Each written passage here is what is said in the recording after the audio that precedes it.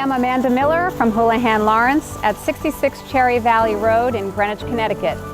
And while you may be sitting in traffic on the LIE on the way to the Hamptons, I'm here enjoying the incredible setting right off Round Hill Road with over 7 acres, with an outdoor pool, an indoor pool, a tennis court, a 2-bedroom guest cottage, garaging for 6 cars, a media room, a billiards room, anything your heart desires.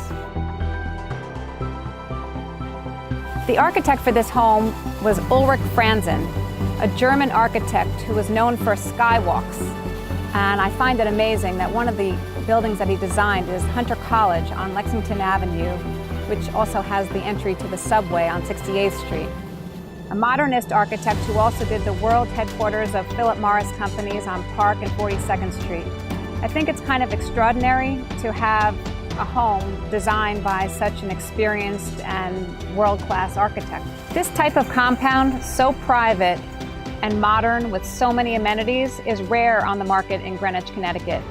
It would be my pleasure to give you a tour.